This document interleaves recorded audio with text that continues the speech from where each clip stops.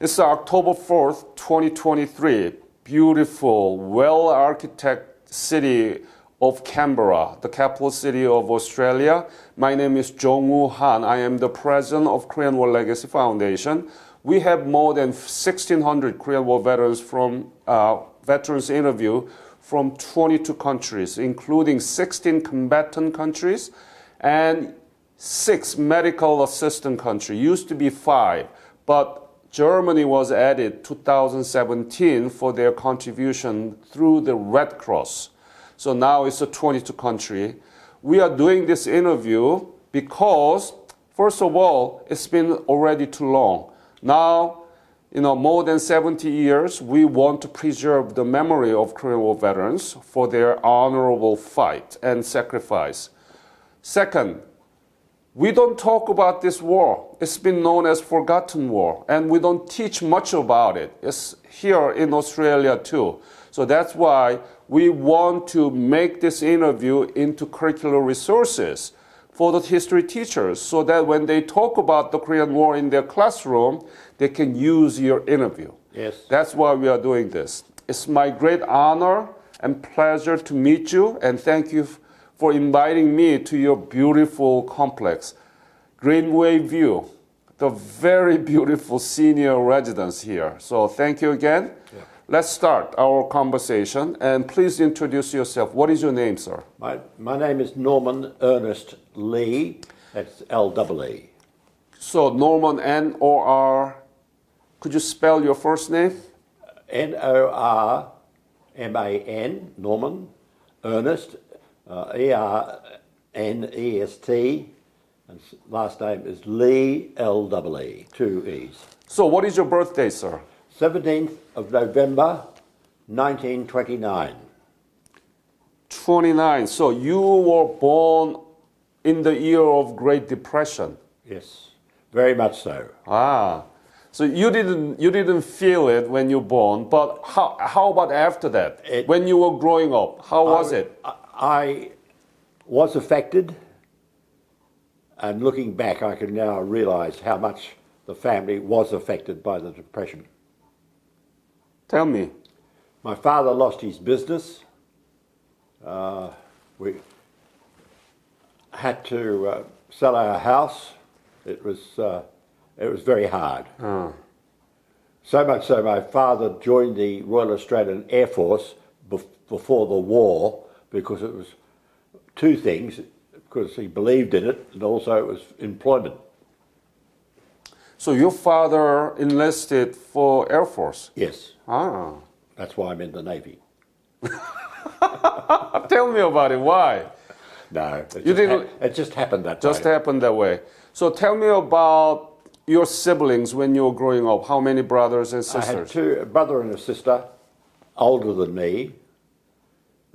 My brother died in 1940, before the wonder drugs had been developed. Died of peritonitis. My sister died a couple of years ago at the age of 90. Where were you born, by the way? In Western Australia, Perth, Western Australia. Oh, P-E-R-T-H. Perth. Perth, Western Australia. And where did you go to school? Up to the age of 10 years in Perth, and then in Victoria, because we followed our father across to Victoria.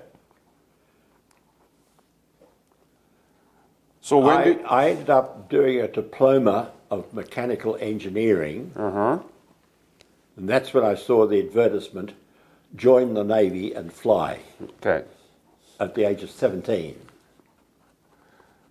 So what high school did you graduate, and when?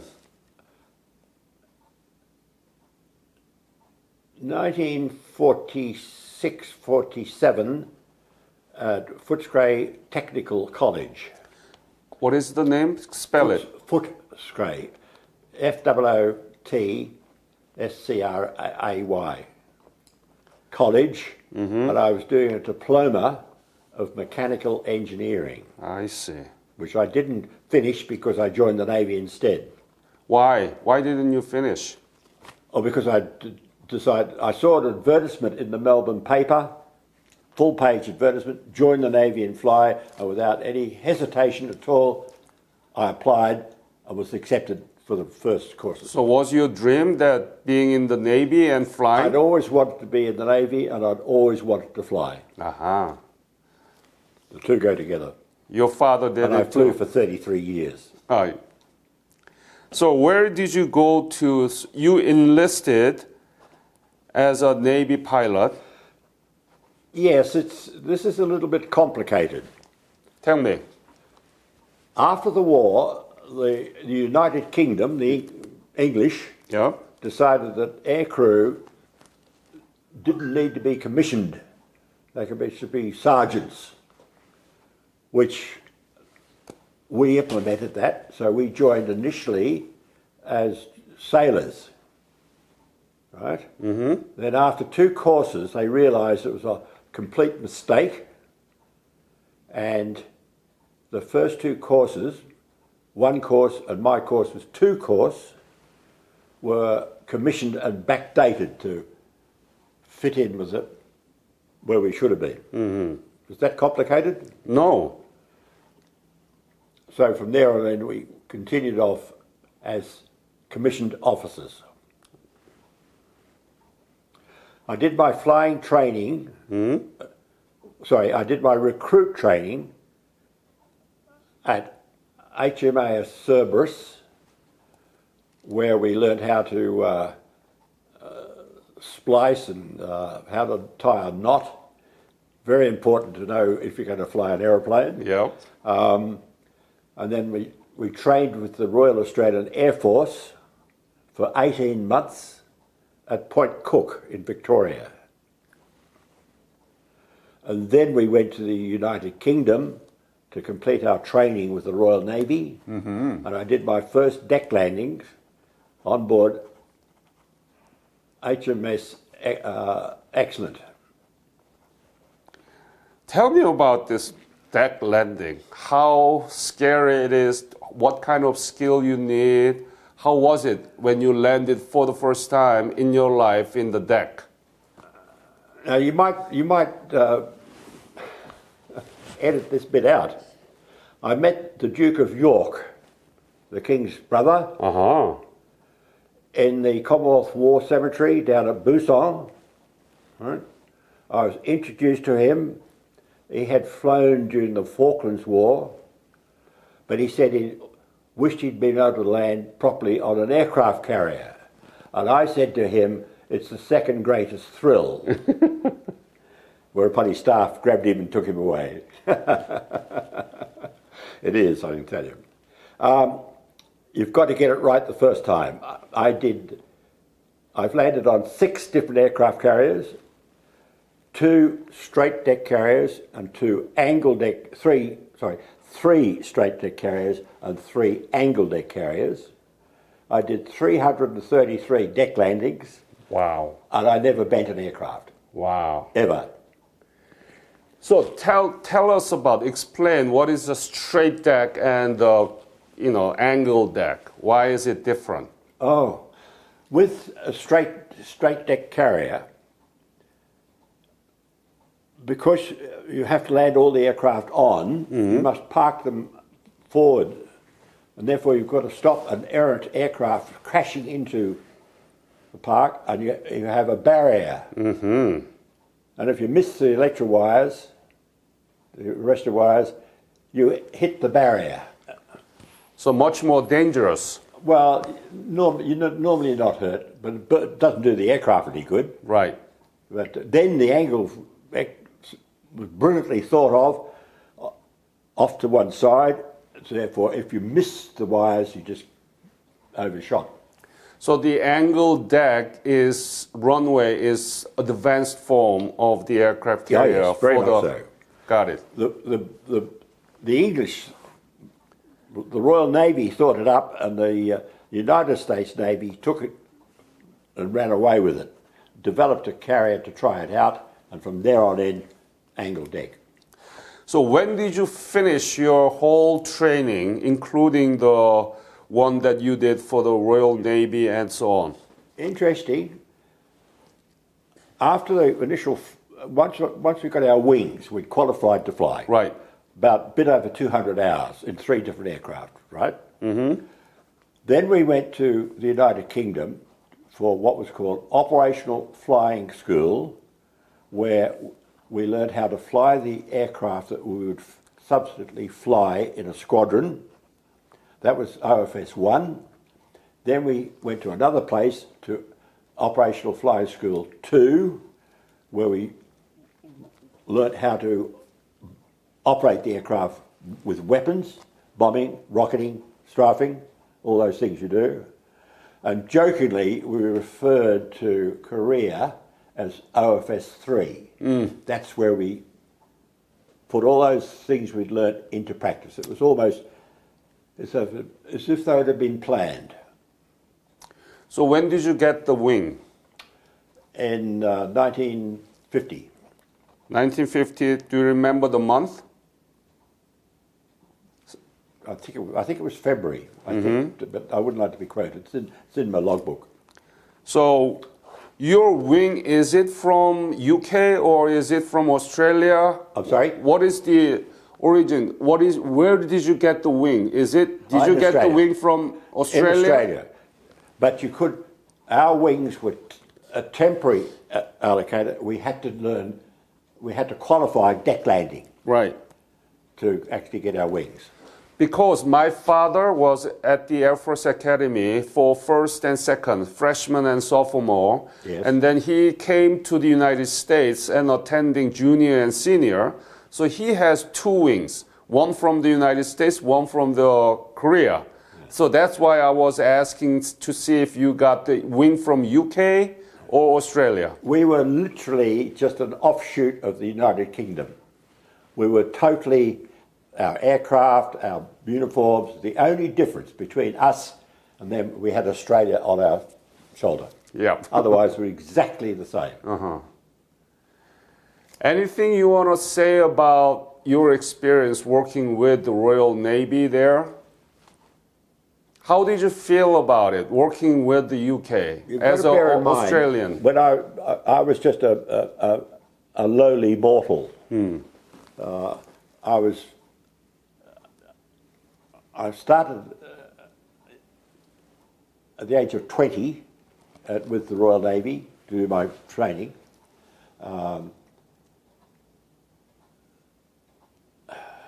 Really, I was just in the system.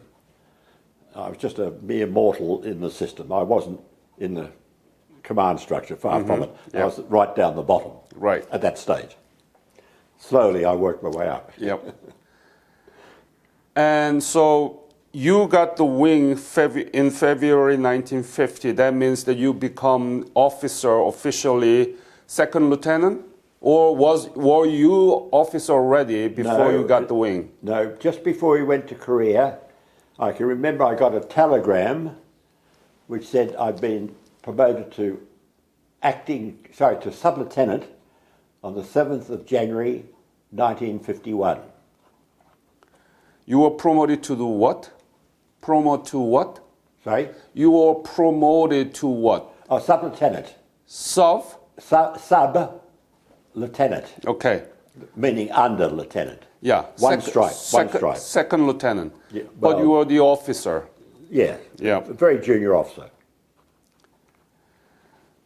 Great. So now, when did you hear about the breakout of the Korean War?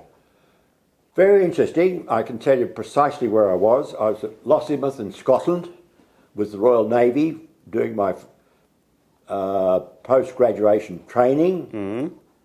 And I was walking down past some shops in the thing, and there was a notice saying that the Korean War had started. So that was what, 49? June 25th, 1950. 1950, yep. Yep.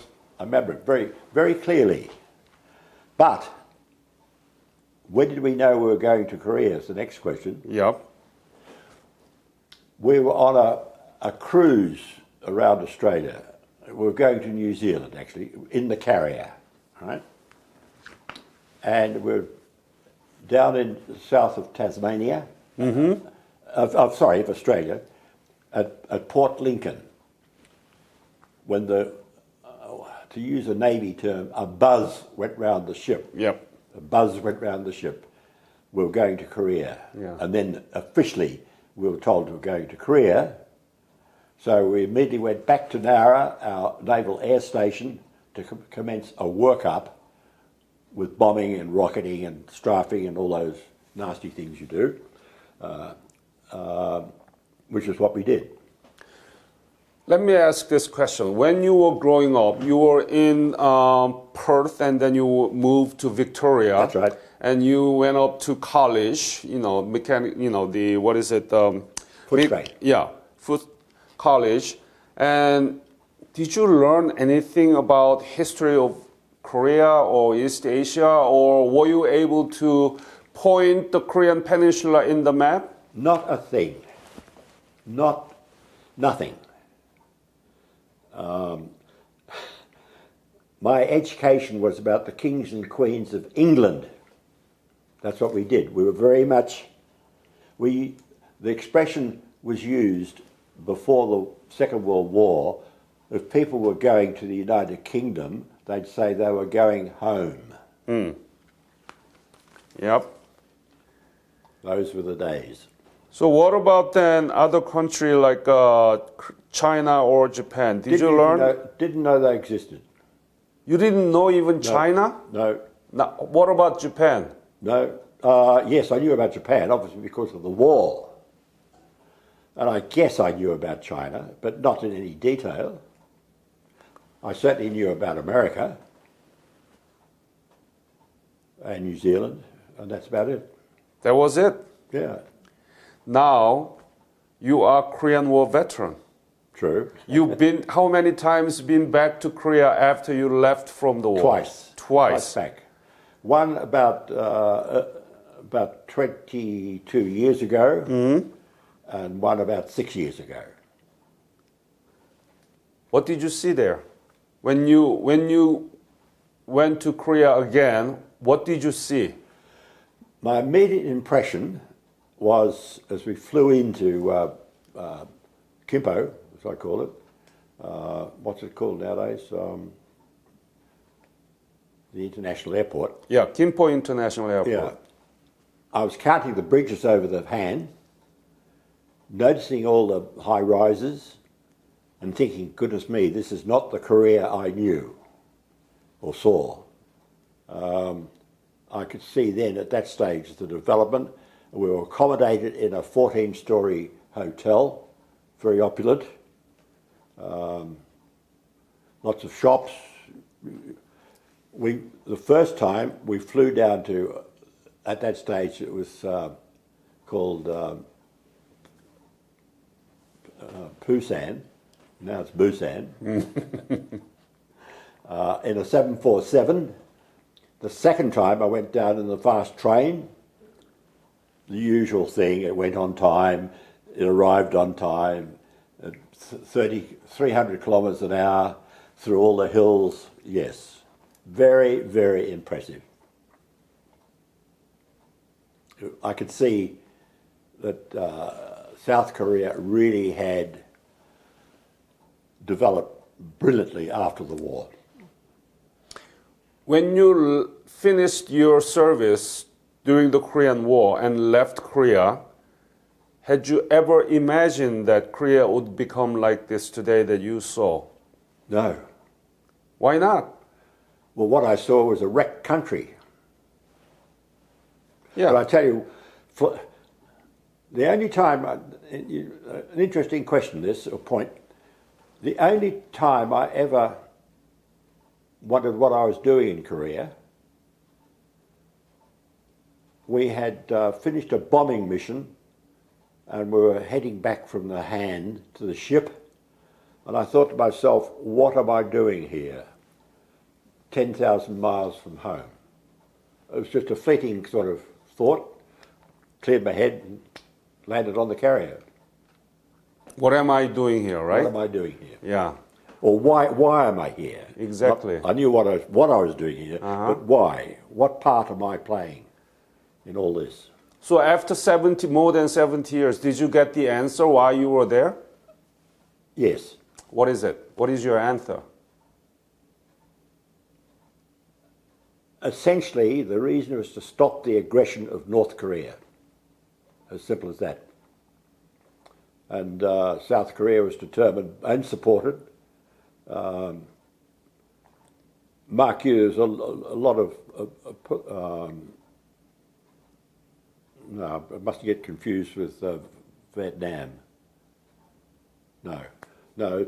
Politically, I at that stage I didn't know. I was just there. And as you mentioned, you thought that Korea would not become like this today because it was completely destroyed. Well, I didn't positively think that way, but if you'd asked me then, I would have said that, yes. All I saw was a very much devastated country. So can I give you the answer why you were there? Yes. Guess. What do you think I will say to you? Why you were there? Well, I remember I said the reason I thought we were there was to prevent the aggression of North Korea. Mm-hmm.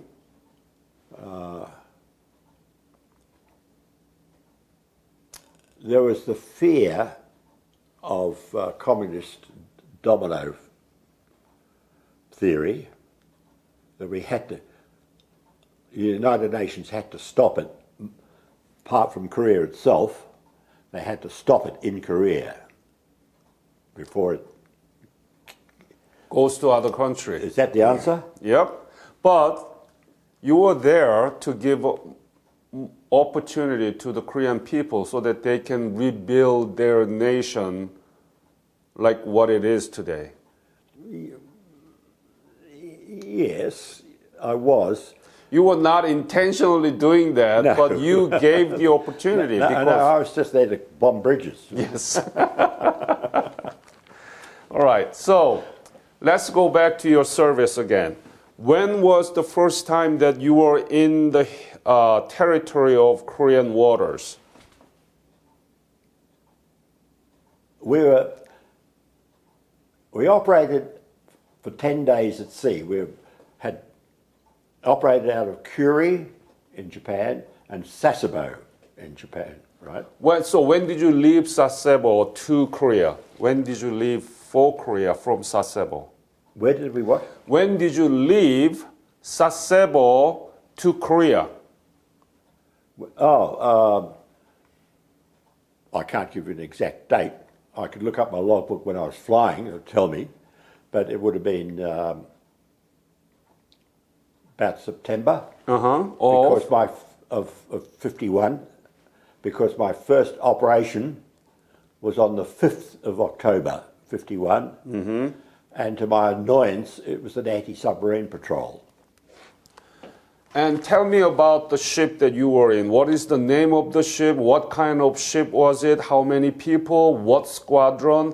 And your unit, please. Tell me all about it. Yeah. The ship was HMAS Sydney. That's Her Majesty's Australian Ship Sydney. Sydney. Yep. SYDNEY, Yeah. right? Named after the state capital. It was a light fleet carrier. It was the second level.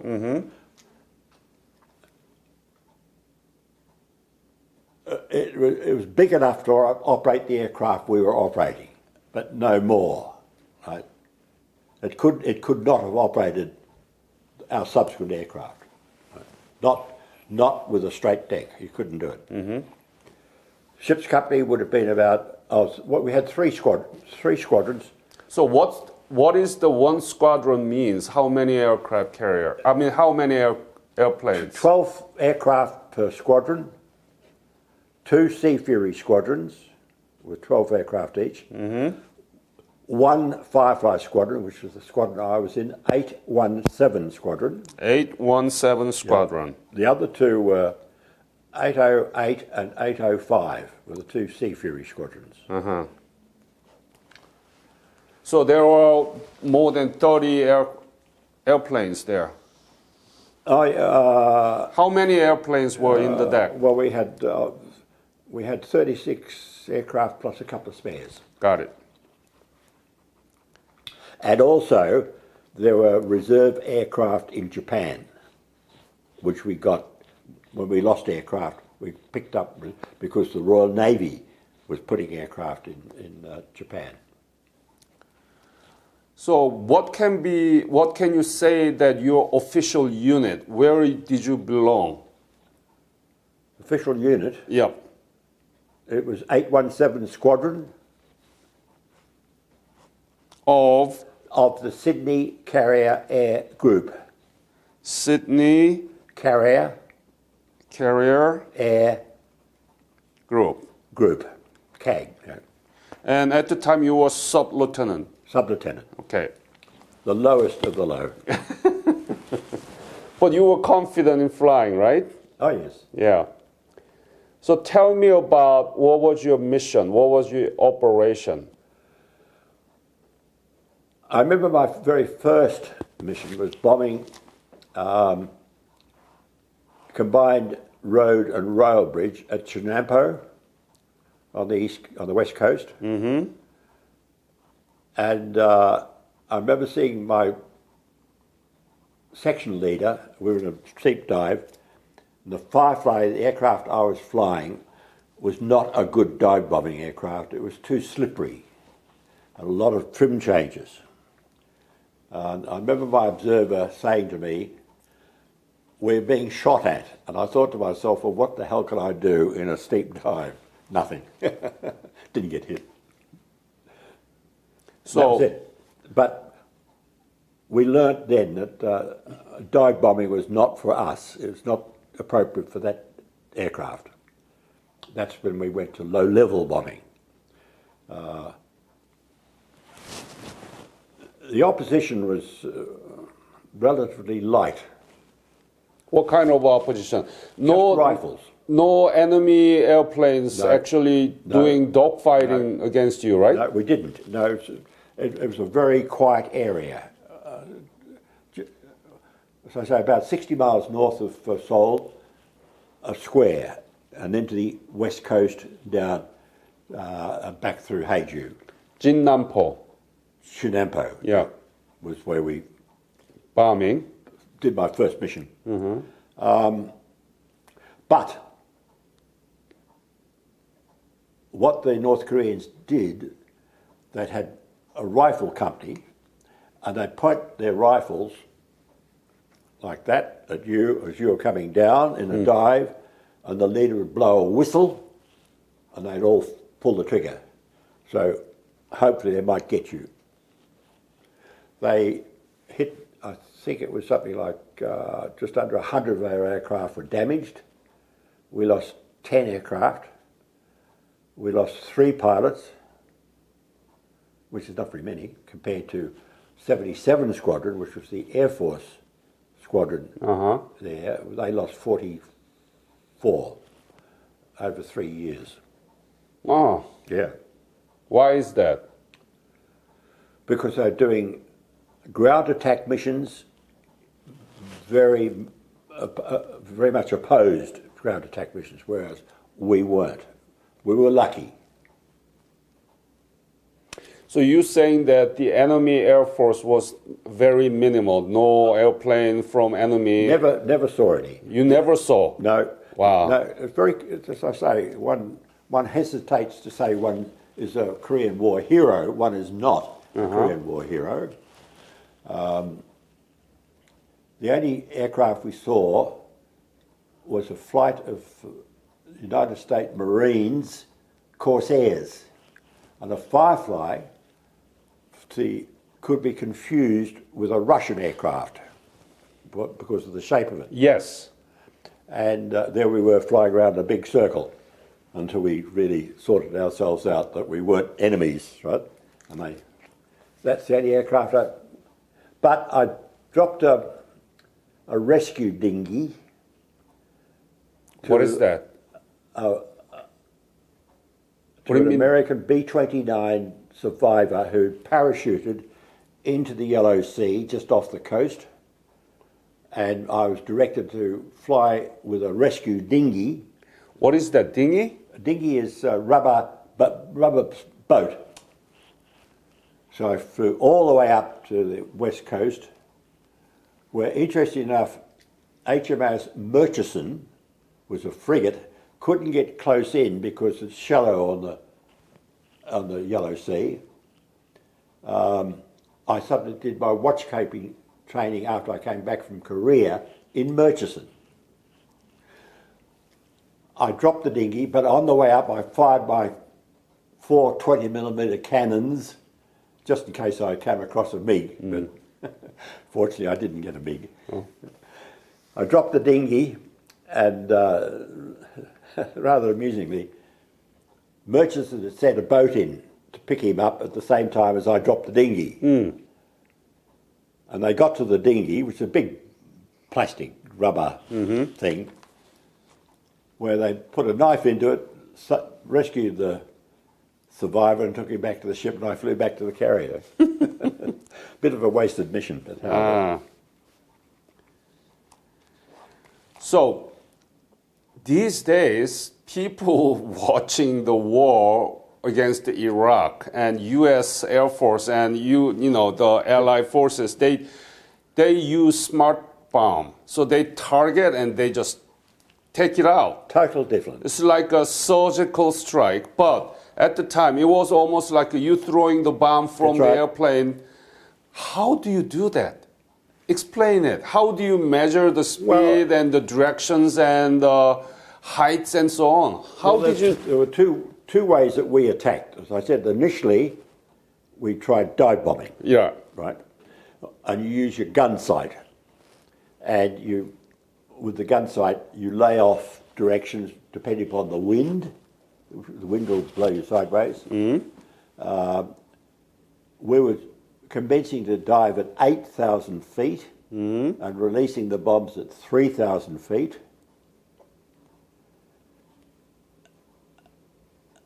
And then, subsequently, we discovered the only way to really knock out a bridge is to hit the abutment of the bridge.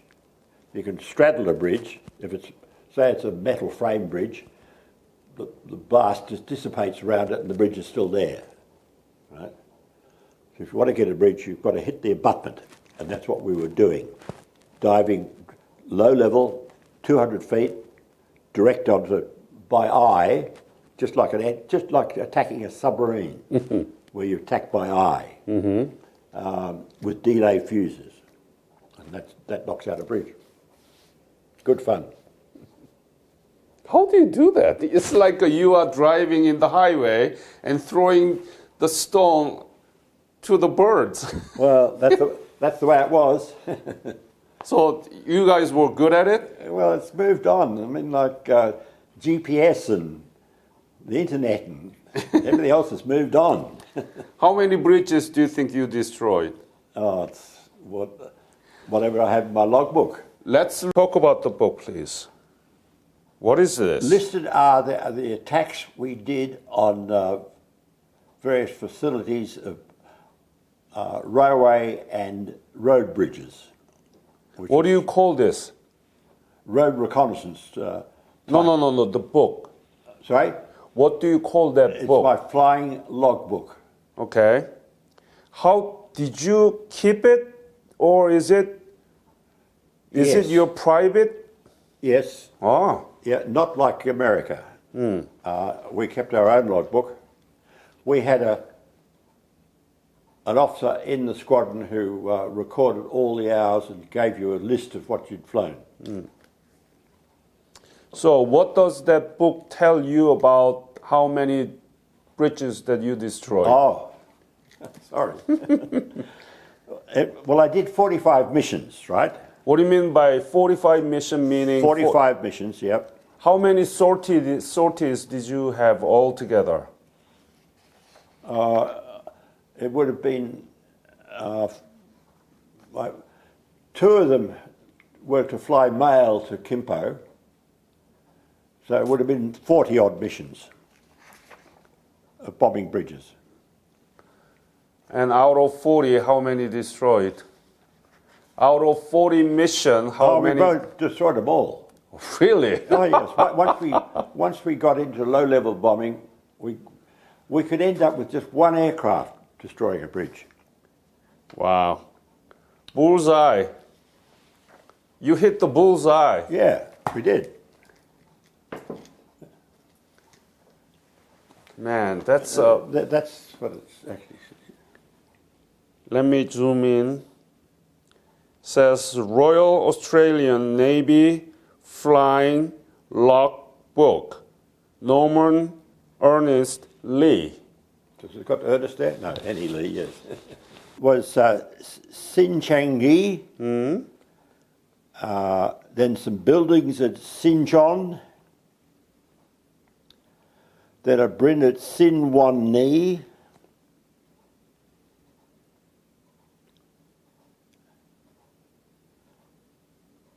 back to another bridge, again, of course they rebuilt the bridges overnight.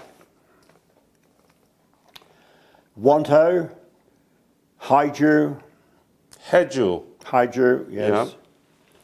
Samchong Ni, Chenampo, Onjin, Xinjiang Ni, Haiju again, and Yangwon.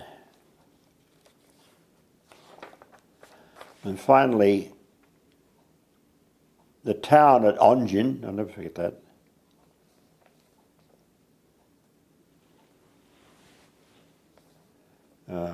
And the last op was Xinjiang Ni. No, it wasn't, sorry, there are more.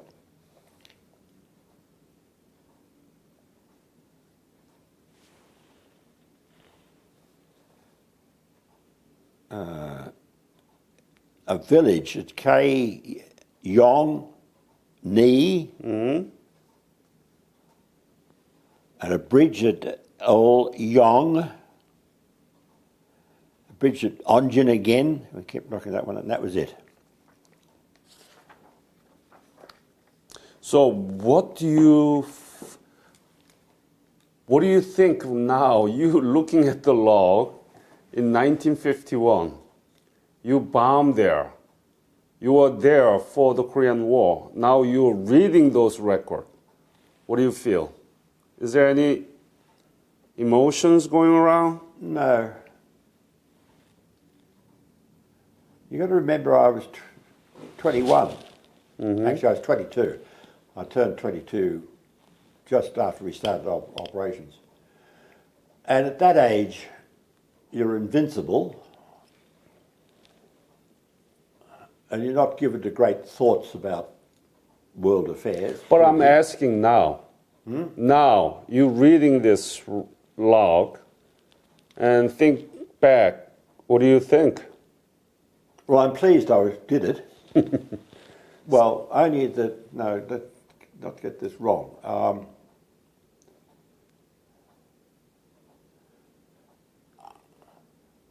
I do believe I was fortunate to be included in the squadron to go to Korea.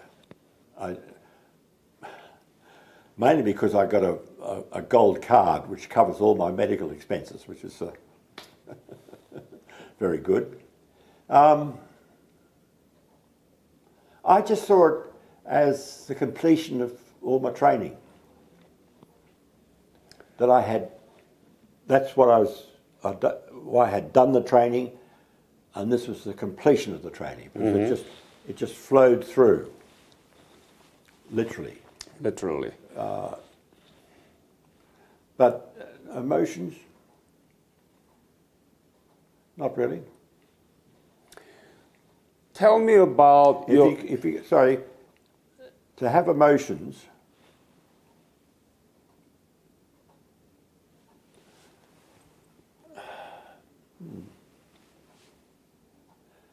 I don't think any of us had any worries or emotions. People got shot down, but that's what happened. Yep, you are typical great, one of the last leg of great generation. You did duties of what you are supposed to do, what you did, answering to the call from the state, and it was a great cause to fight against the communism and nothing else. So, yep. Yeah. What about the life in the aircraft carrier? Where did you sleep? What kind of environment and how was it? Tell me about the details. Anything that you remember? This is very interesting. As I told you, I trained with the Royal Air Force, the Royal Australian Air Force, and I trained at the same time as Royal Australian Air Force trainees at Point Cook in Victoria. A number of them went to Korea in 77 Squadron, right? And I remember distinctly flying the mail ashore. No, not on this occasion. I had to pick an aircraft up at Iwakuni in Japan. So I had to get a train to Iwakuni to pick up this aircraft, and I had a test flight, etc., etc.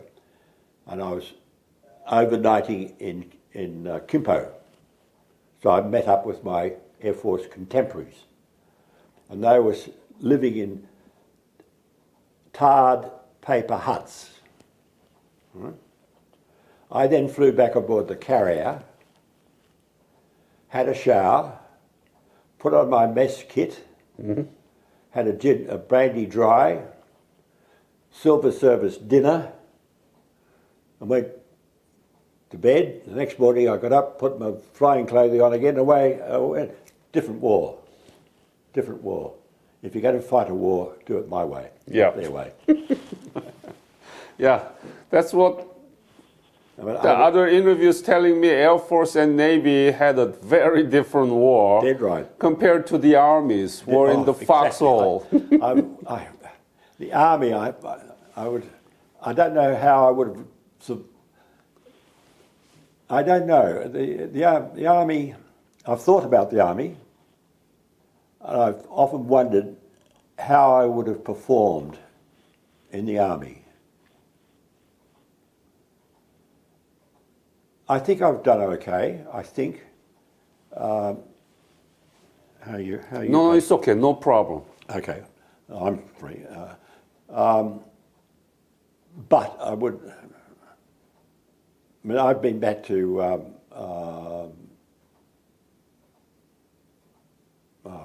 What's the name of the battle on Anzac Day? Oh. Come on. When the Australian Army stopped the Chinese advancing on Seoul. Oh, what's the name of the place? One gets confused with the names between Vietnam and Korea. It'll come to me. Mm-hmm. I'll leave it there for 5 minutes. Yes, pop yes, out. yes. Yes, I would. I'm thankful I never joined the army. Right. I would have quite cheerfully joined the Air Force, but I had a much more and full experienced life in the Navy. Mm-hmm. So how many soldiers were in the HMS Sydney? How many crew? Crew, about 1,200. 1,200. How many pilots? 40, 50? We about 50. Yeah. And you were treated differently because you are the pilot, right? No, not really. Not really? Not really. We weren't keeping watches like seaman officers were doing. We flew on board, we operated off the carrier. That's all. I don't quite. So where did you sleep? Did you sleep in the? Well, being the junior, the British learnt during the Second World War that with homing torpedoes, which they had, the Germans had at that stage, they homed onto the rudders and the screws, that you had to spread the air crew around the ship. And we youngsters were up forward in a place called the Casbah. It was a seven bunks in big space. I remember we went through a big typhoon, Typhoon Ruth. Have you heard of Typhoon Ruth? We were in Sasebo when we got the warning, the typhoon, and it was Royal Navy policy that you sailed if you got out of harbour, whereas the Americans, they stayed in harbour. And off we went. The ship was rolling about 35 to 30 odd degrees. There were fires all over the ship because water was getting down into the trunking and fusing electric motors in the trunking. You'd hear a broadcast about fire in such and such a place. And we young officers in the Casbah, the broadcast was made, fire in the bomb room. And we looked at each other because we were sitting right on top of the bomb room. Didn't go off, obviously. The following morning we got up onto the flight deck and it was a mess. We'd lost one aircraft over the side. There were aircraft damaged on the flight deck. But we didn't suffer any damage in the hangar.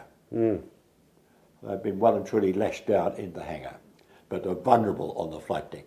It stripped the paint off the ship's side. It was quite an experience. But where did you sleep? Inside of the ship, where did you sleep? What kind of... I just had a bunk, just a bunk. Bunk Open bed? bunk. Bunk bed. Open bunk, 7 of them. Okay. In the space. That's all. How was food? Not good. What do you mean not good? You got the hot meal. Well, this Army soldiers, they So got far sea as- rations. so far as the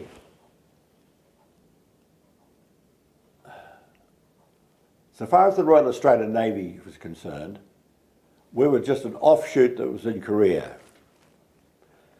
There was a war there, but we still operated the peacetime routine. This gets very complicated. There were two methods of funding food.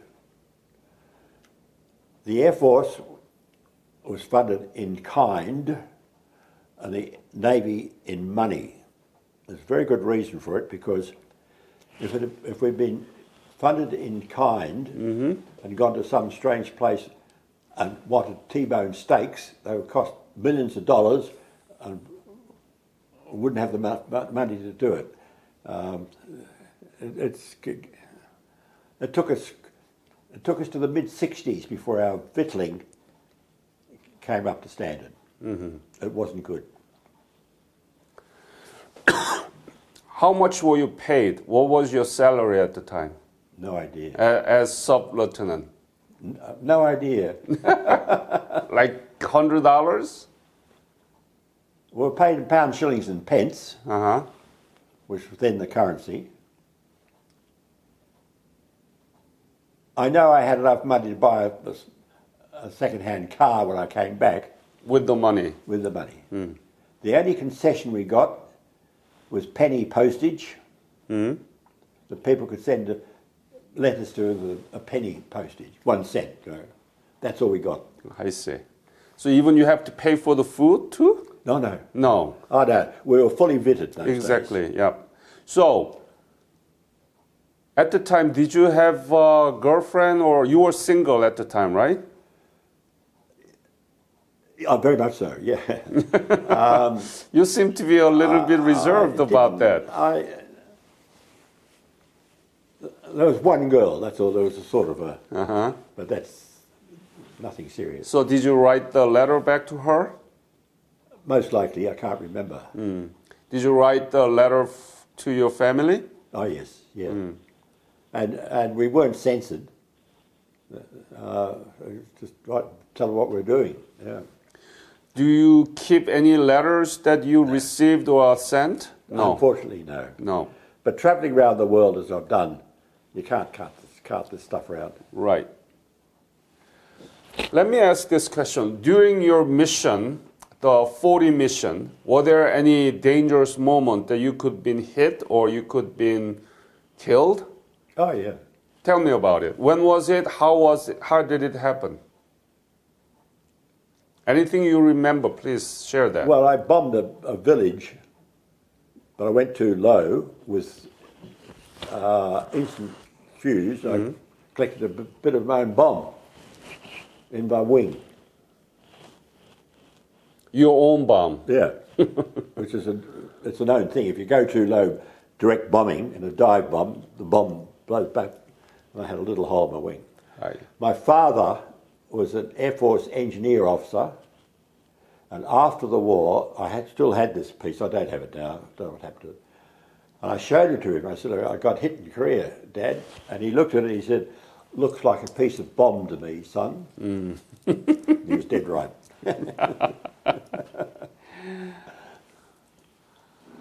Or any kind of experience that you still remember and bothers you? No, nothing bothers me, no.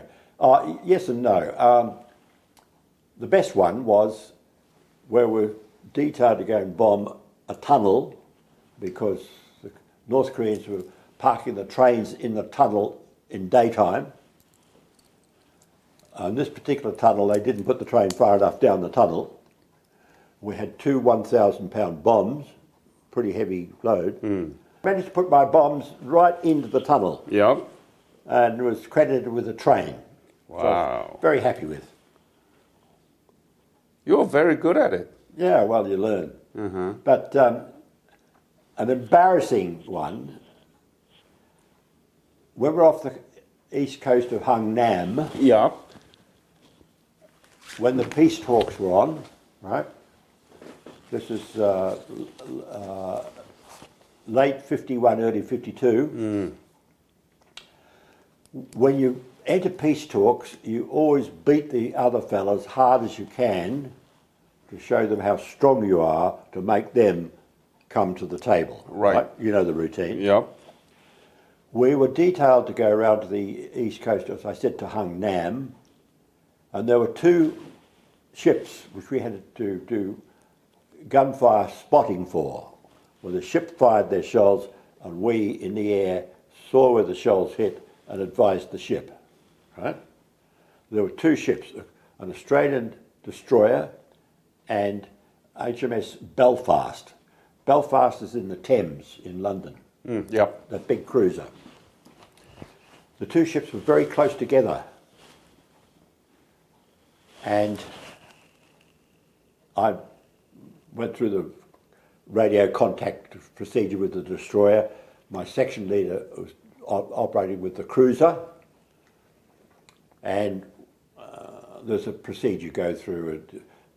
You're ready to fire, and they say the shot's on the way, etc., etc. Anyway, after the first shot, I made a correction, which was way off where it should have been. And then the second shot was even worse, and the ship said, the destroyer, it'd have to come closer to be able to achieve what I was trying to do. And then I asked them, were they using Willie Peter, white phosphorus ranging rounds, where the fire a shell with this white phosphorus, which is, you can mark where the round actually hits. With high explosives, it's very hard to see high explosives on the ground. It turned out I was ranging the destroyer on the cruiser's fall of shot. Oh. The ships are too close together. Oh. The two targets are close together. And I confused the situation. Whoa. So what happened? Subsequently, after the war, when I was in Murchison doing my watchkeeping training, we had the destroyer's officers to lunch. And we used to wear our wings on our sleeves in those days, like the Royal Navy still does. He saw my wings and he said, I met the biggest idiot aviator I've ever... He was the gunnery officer of the destroyer. So, embarrassing. That was the only one. That was it. You can take that one out if you like. No, it's a fun part of it. It is part of it. Yeah. Could you spell the name of your aircraft that you fly? It was the Fairy, F F-A-R-E, I R E Fairy, Firefly, F-I-R-E, F-L-Y. F-A-R-E Fly, F-L-Y. Fairfly. Fairy, Firefly.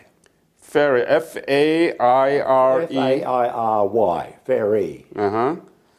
Fairy Fairfly. Firefly. Got it. We need to do this so that my teachers, they listen and they write it Yes. correctly. Yes. So that. All right. When did you leave Korea? When did you finish your service? On the 24th of January, 1952. Uh-huh. And that's where we returned to Australia.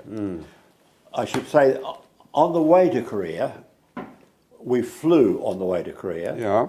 Because in those days, you had to stay in deck landing practice. And if it went for more than a couple of weeks, you had to go ashore and do dummy deck landings. But when we flew back, we didn't. So when we came back, we didn't fly. So,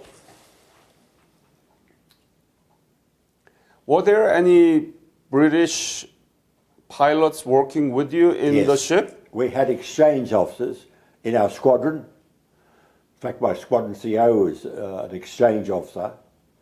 One of the Fury squadrons, because we're very much integrated with the Royal Navy Right. at that stage. We Yep. were a fledgling of the Royal Navy. We were just starting up. So mostly the Australian. Our batsmen, our two batsmen who batted us on, were both Royal Navy. I see. So mostly Australian, but there was British pilots and British soldiers in your ship as an exchange, kind of Not soldiers, no, not soldiers, but just pilot. pilots. Okay. Just only a few, about half a dozen.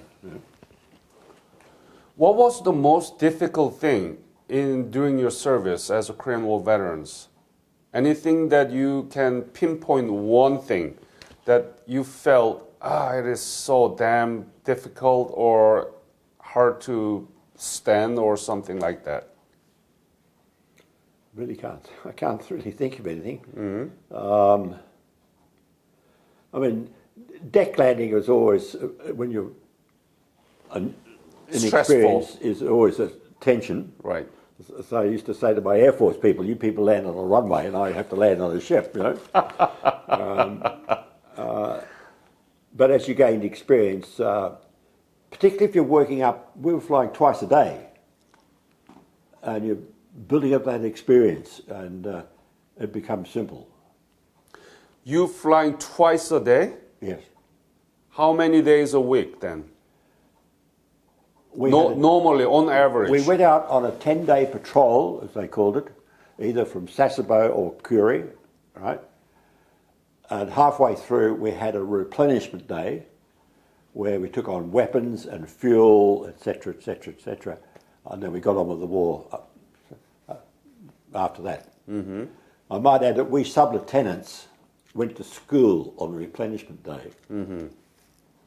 So, once you leave Sasebo and either west coast or the east coast of Korea, how many days your mission there and then return to Sasebo? 10 days. 10 days. Yeah. Always 10 days. 10 days, yep, each time.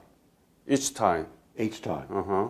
I think we had 7 patrols, so 7 times whatever. Yeah. That's good to know. Only 10 days. Yeah. Uh-huh. Yes, it wasn't that intense. Got it. You remember it was beginning of the peace talks, particularly on the west side, The east side, yes, and the border. There was a... When the peace talks started, or getting quite active, there was concern that we would stop operations if they'd reached agreement. And we had a code word. And the code word was brandy wine. Sorry, brandy wine. No, right? Brandy wine. Mm. And the joke in the squadron was, and this is a joke, if you heard the code word and you just dropped a bomb, you better nip down and grab it before it hit the ground. Otherwise you'd cause the war to go on. A joke. You know. It shows you that I think the point is that we weren't terribly fussed. Mm-hmm. We could see the funny side of life. Mm. So what did you do after you returned from Korea? Did you continue to serve in the Navy, right? I did. I made the Navy my career. I think I mentioned earlier, I alternated between flying and going to sea in ships. I commanded 2 ships. Ah. Name it. HMAS Queenborough. Queenborough? Captain. Could you spell it? Yeah, Queen, Queen, yeah. Borough, Borough. What? Bourugh. Borough. Got it. Borough. And the other one? HMAS Vampire. Vampire. Vampire is now at the Maritime Museum in Sydney. Aha. So it's still there. I will look it up. Yeah, look it up, yeah. The reason for Queenborough was my captain's wife died. Oh. And I was the executive officer. I see. So I had command of the ship. I'll never forget, bear with me, I knew that once I'd finished my time in Queenborough, my next job was a flying job, helicopter training. So I was posted in command of Queenborough when my captain went ashore, and I had a posting signal almost a mile long, which it said that I was in command of the ship and I was to be relieved when the captain came back, and then I was to go and do number 1, whatever it was, helicopter training course, and then I was to go to number was Wessex. It was a very long signal. We steamed into Sydney Harbour. I was a lieutenant commander, right? 2.5 stripes. Clearly, a few of the ships hadn't read their signal yet, and they saw me as a 4-stripe captain. And the Navy thing, you sound off to your senior officer, you pipe a pipe, right? So they were piping me coming in, and I was the most junior captain in the fleet. Mm. All you can do is swoop back. All right. So it was good. It was good. Yeah. When did you become Commodore?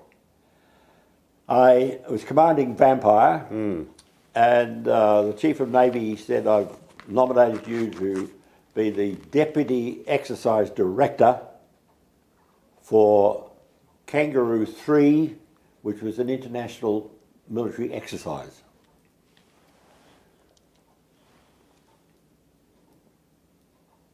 The exercise director, the head of it, was the Army Major General. I was a Commodore, 1 rank, but he was just the head. My people did all the work. We're there for 18 months, all told, planning and the exercise itself. Very interesting.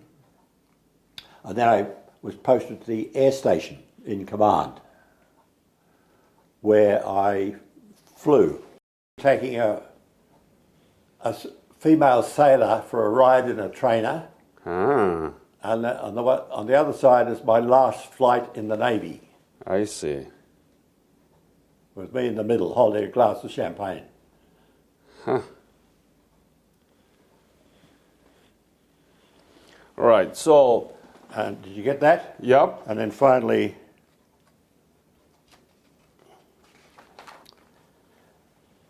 that's me being towed out in a Firefly from the station I see. when I retired, I see. which I should never have done, stupidly, but it's another story. Why not? Well, I had no family life. I'd been at sea, I'd been with the army, and my family was here in Canberra, and I'd had enough, and so I resigned. Well, I wish I hadn't, but I did.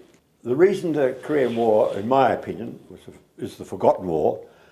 It was because it's relatively speaking, shortly after the Second World War, and the population just didn't want to know about wars. And typically Navy in those days, we just didn't advertise. We were the silent service, so we just didn't beat our own drums like the others do. We didn't. So they didn't even know we were there. Then it was overshadowed by Vietnam. So it's the one in the middle. And it's been diminished and diminished and diminished because of that. Mm-hmm. Definitely. But as you mentioned, you've been to Korea twice after the war, and you saw a beautiful thing came out of your service there in Korea. What do you think? Why do you think that we need to keep talking about it? Well, I mean...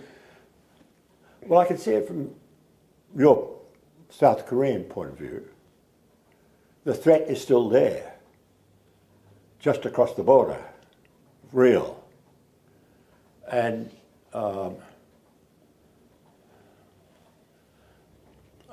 I don't know, because only discussions I've had with Koreans are through the military attaches at the embassy. Yeah. I didn't get to speak to anybody in Korea, really.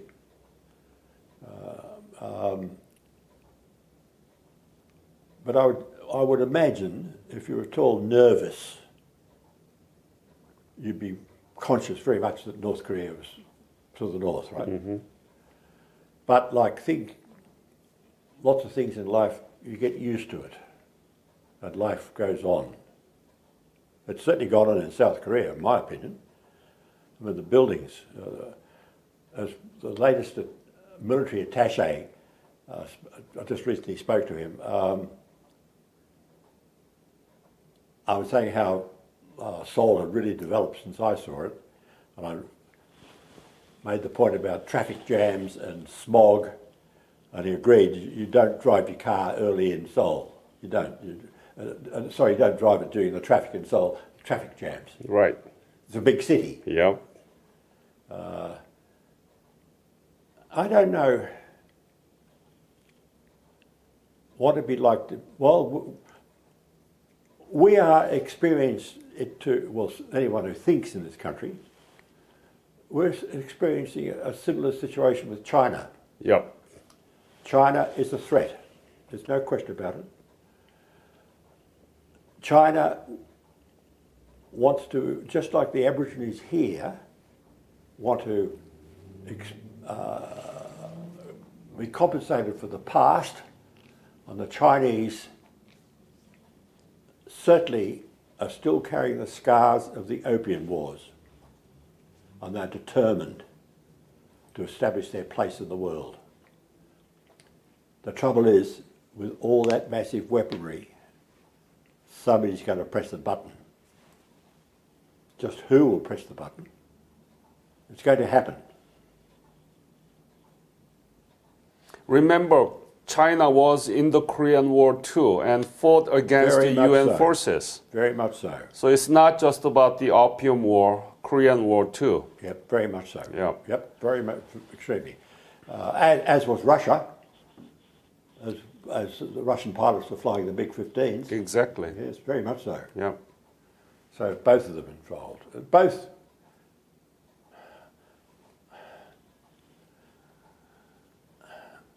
Both Russia and China, the leaders of those countries and their whole ethos, really world domination. I don't know if it's world domination, but I think it's certainly domination. Right. How much they want to do it, I don't know. They want to repay the debt, so Yeah, they do. that's happening. The safest place to be would be New Zealand. Nobody would want to invade New Zealand. You're right. That's right. They've got enough problems of their own. Whereas here, with all our resources, minerals, etc., etc., we're a prime target. How they'll do it? If Hitler and his mob had been a bit more aggressive and landed 1,000 troops on which is now Heathrow, they could have taken over the country just like that. You could land 1,000 troops here in Canberra and take over the country. That's why it is important. The Korean War has never finished, and still along that line of conflict of the Korean War, China and US, Japan, South Korea, Australia, India, Philippines, everybody is facing new challenge. That's why the Korean War is very important. That's why they must work together, Exactly. just to hold them back. But still, we don't talk about the Korean War in Australia. In Australian history textbook, Korean War is very small. Yeah. And we don't talk about it. That's why I'm meeting with Anne Perry, the president of History Teachers Association of Australia tomorrow, to make curricular resources on the Korean War, but it's not typical Korean War curriculum book. It's going to be all based on the analysis of interviews like yours. Yes, yeah. I came here in Australia several years ago. I did an interview. So we have about 15 to 20 interviews from the Australian, but it's a small compared to New Zealand. I had 40 interview in New Zealand, in North and South. And I met just with the president of History Teachers Association of New Zealand, and they agreed to produce curriculum book for New Zealand participation in the Korean War. That's why I am here to do. So, Norman, what do you think about that? Well, the problem here, good point. We are now very, very much, in Australia, a multicultural society.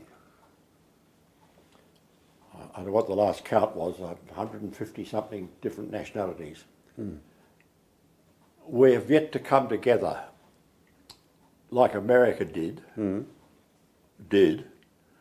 with its migrants when they fused into the United States of America. We have, in my view, we haven't reached that stage Assimilation. of Yep. as a nation. Yep. No. And this latest effort with the voice to Parliament, that is splitting the country right smack down the middle. And should never have happened. I'm sorry, I'm very much a no voter because I see beyond what is being proposed. It's just the I use the expression crudely, the half-caste elites are striving for power. There's no question about it, and that's what they want. And once they get their foot in the door, it's not the poor Aborigines you see up in the Northern Territory, not them. They don't even know what's going on. It worries me, it really does. And what worries me more is in my view, the unthinking people who are going to vote yes. So there you go. I'm not a, don't get me wrong, I'm not a, believe it or not, in my family, my second daughter's husband can trace, he was the first fleeter, right? When we first came to Australia, 1788, right? He can trace, so he's... I now have a great-granddaughter of Aboriginal extract. What? I have a great-granddaughter of Aboriginal extract. Ah. Right? Her family's in the middle of Australia, Alice Springs. She's of mixed blood. Charming little girl, just turned 1. So,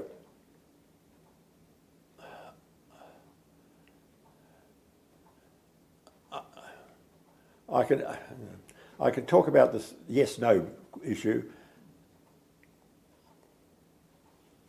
knowing that I've got Aboriginal blood in my family, which doesn't fuss me. Her mother's an absolutely charming girl. She really is She is an announcer on commercial television for sports. Ah, And she's a beautiful girl. She really is. Combined bits of mixing blood. right. I don't know. Yeah. It's a mess. Yeah, I mean, you have to resolve these issues. But let's finishing up this interview by asking you this. Are we still on air? Yeah. On the question about what is the worth of the Korean War as a history education for Australian young generation. If there is any worth in the war that you fought, what are the things that they need to know? Nothing? Nothing. Why? They're not interested. But no, they are not interested in, but what is you want to say to them? Oh, naturally, as a veteran, and I know the significance. Obviously, I know the significance of the war. I know the Second World War. I know the Vietnam War. Military, yes. So I know. But how do you interest there's 150 different nationalities here to take interest in Korea? How do you do that? That's why we are doing this. That's what we are going to do with the history teacher here in Australia. Do you think that's what we've been doing. We did publish the curriculum book with the United Kingdom. We just finished the curriculum book in Canada, and we are going to do with the New Zealand and Turkey. And that's what we are going to do. So that's why I am trying to. Are you achieving results in those countries? Yes. They are very interested in. I can't see it happening here. We'll see.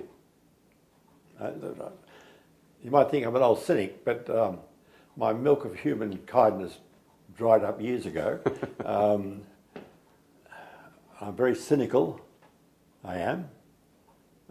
Been around the world, I've seen it all.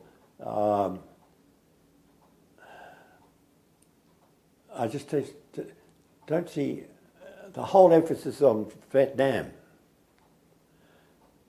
I know great display is made of Japan. The Vietnam veterans are very good at getting it out there. But look at it. Look at the outcome. Where is the Vietnam now versus where is Korea is now? It's the 10th largest economy in the world. Yeah, one of the most substantive democracy in the world. And there are K-pop. Young generation in Australia, they want to come to Korea. They want to know about BTS, Korean pop singers, Korean pop culture. So we're going to combine those things, okay? Well, it's just that my daughter is junior daughter, is about to set off to Vietnam for a 4-week visit. I would have no desire to go whatsoever myself, but that's what they want to do. Whether it's because of Vietnam per se, or whether it's a place you go for a holiday, which I think it's developed itself to be. It's amazing how countries recover from wars. The sort of 7-year turnover that what was a problem then 7 years later was forgotten. It's that cycle. Yep. It's definitely a 7-year cycle. Yeah. I don't know. We'll see. Well, we'll see. Yeah, we'll see. And that's the topic. I'm the only one that marches on Anzac Day, right? We have a parade here on Anzac Day, which is our big day from the First World War. You're familiar with it? Yep. Right. I march as the only Korean War veteran. No. Because there are a couple here who couldn't march. They're all gone. Whether I'll be able to do it next year is a good question. I found it extremely exhausting, but I was determined to keep Korea on the thing. Very much so. Yep. It's a combination of two things. One is ego. I've got to be honest with yourself. Yeah. haven't you? Yeah. Ego from my personal point of view, but equally that it's the Korean War. Yep. Excellent, Norman. I had a really good conversation with you. I learned about your career in the HMS Sydney as a pilot. HMIS. HMIS, I'm sorry. And thank you for your fight for the Korean people. And that's why they had the opportunity to rebuild it Yes. as one of the best. It's a good story to tell, but we don't teach. That's why we are doing this. Yeah.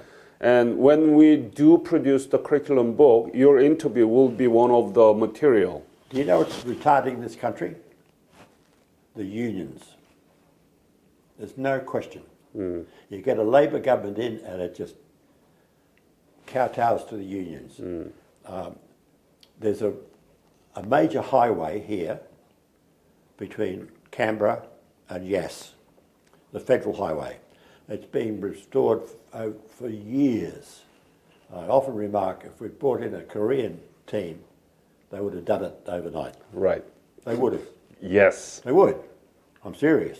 I am serious too. We know. Yeah, they would. Yeah. They get on with it. I don't know. I don't know what the unions are situation. What is the union situation in Korea? It's also very, very active. Also. Yeah, but is it positive or negative? Also both positive and negative too. Yeah. So. I mean, Okay. if I was in their situation, yeah, sure. I can see their point of view. I'm a right wing. I'm not. I'm just to the right of centre in my views on life. Right. I'm certainly to the right because of I'm conditioned by 33 years. That's one of the problems I had. I've just been analysing myself recently, which you can do when you get old. Why do I think the way I do? And the reason is that I spent 33 years in a structured society. I rose up through that structured society from being the bottom, where I had to obey, until I reached the top where I could command. It's totally different to being in a civilian society. Norman, it's my great pleasure and honor to meet you. Thank you. And I'm very thankful for you sharing your story with me. And as you mentioned, that it's been known as Forgotten War and not many people interested in. And as you mentioned, young might not be interested in learning more about it. So that's why we are doing this. And we know how to do these things. Yes. But the curriculum book and curricular resources that we're going to produce is going to be based on your interviews and others, okay? Yes. So it's going to be different. Yeah. But anyway, thank you so much again for your fight for the Korean War and Korean Very happy people. to be able to do that. And this has been an honor and pleasure. Thank you. Thank you.